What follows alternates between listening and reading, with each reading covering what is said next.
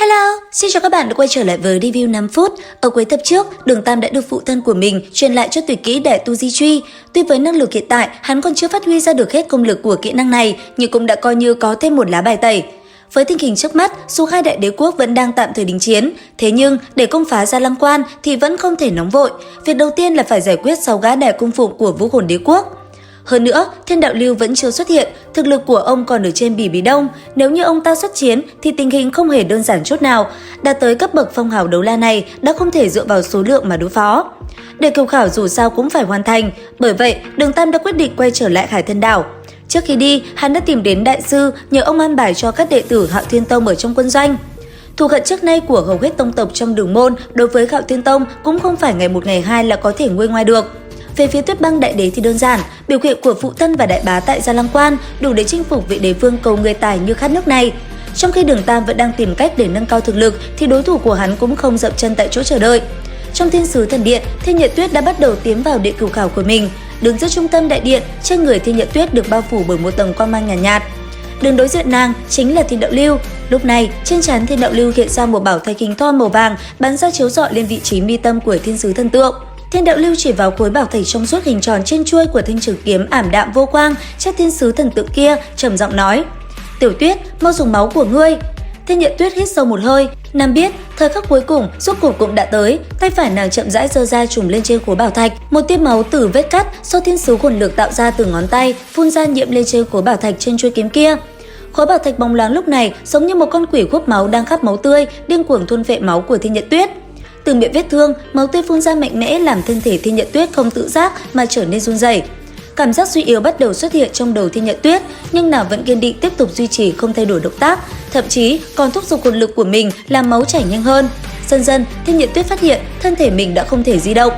Thiên Đạo Lưu dường như là có chút gian nan, sơ châm phải bước từng bước một tiến đến bước Thiên Sứ Thần Tượng màu xám. Trong lúc đó, màu của thanh trường kiếm cũng dần dần biến thành màu vàng.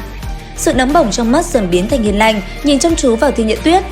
"Hai tử, đây là một nửa cuối cùng của ngươi, cũng chính là một nửa cuối cùng của Gia Gia. Bất luận phải thừa nhận thống khổ lớn như thế nào thì ngươi nhất định phải thành công. Sau này, nếu ngươi gặp được một tuyệt thế đấu la tên Đường Thần thì ngươi nhất định phải thay ta đánh bại hắn, đó chính là đối thủ cả đời của Gia Gia." Nói xong, thân thể Thiên Đạo Lưu bỗng sáng lên, trở thành trung tâm của đại điện, chỉ có thể dùng thân phận thủ hộ giả làm vật dẫn, lấy năng lượng để câu thông mới có thể dẫn phát điện lực, mở ra cánh cửa dẫn tới thần điện. Lúc này, ông đang thiêu đốt không chỉ có hồn lực của bản thân, còn có thân thể, linh hồn cùng với tất cả những gì thuộc về ông. Thiên sứ hỏa diễm tinh khiết nhất đang dần dần thôn phệ, mà Thiên Sứ Thần Tượng sau lưng cũng điên cuồng hấp thu năng lượng hỏa diễm đang bộc phát. Trước khi nhắm mắt xuôi tay, ông đã nói cho Thiên Nhật Tuyết biết sự thật về sự ra đi của phụ thân nàng. Đến lúc âm thanh Thiên Đạo Lưu trở nên đứt quãng, Thiên Nhật Tuyết mới tỉnh lại thì thân thể Thiên Đạo Lưu trước mặt nàng đã bị kim sắc hỏa diễm dần dần thôn phệ. Cái cuối cùng nàng nhìn thấy chính là ánh mắt hiền từ của Gia Gia nàng. Trong khi đó tại Trưởng lão điện, Bỉ Bí Đông cố nén cảm giác suy nhược, vỗ bàn đứng dậy, giận dữ nhìn bọn Kiên Ngạc Đấu La cùng những vị cung phụng trước mặt. Nguyên do là sau đại chiến trở về, nàng bị trọng thương không nhẹ, mà nhân cơ hội đó, mấy lão già này đã cấp quyền lên nắm trong tay toàn bộ Vũ Hồn Đế quốc. Cho tới nay, nàng vẫn âm thầm làm tan rã thế lực của Trưởng lão điện, nhưng phong hào đấu la không phải cung phụng cơ bản đều tập trung dưới trướng của nàng, các cung phụng lại không quản việc. Nàng thế nào cũng không ngờ được rằng bọn cung phụng cầm đầu là Thiên Đạo Lưu lại có thể phát động vào lúc này, thừa dịp lúc mình suy yếu nhất, muốn đoạt lấy quyền lực. Kiên Ngạc Đấu La vốn không ưa gì Bỉ Bí Đông lúc này, cau mày quát lớn, đây chính là lệnh của đại cung phụng, ngươi xem, người đã đem tới bao nhiêu nguy cơ cho thủ đô đế quốc. Với sai lầm lớn này, chúng ta đã có thể phế bỏ ngôi vị giáo hoàng của ngươi, còn không mau trở về đi, chúng ta sẽ tạm thời tiếp quản quyền chỉ huy nơi này, chờ đợi đại cung phụng đến. Bỉ Bí Đông miễn cưỡng trấn định thần trí của mình, nhiều năm trở lại đây, kinh nghiệm của kẻ ở vị trí trên khiến nàng không thèm bỏ lời người khác vào tai, nhưng nàng cũng tuyệt không phải hạng người lỗ mãng. Vừa nghe Thiên Đạo Lưu cũng muốn đến Gia Lăng Quan, Bỉ Bí Đông mới thật sự biến sắc. Sau đó, nàng quay người cùng Hồ Liệt Na rời đi.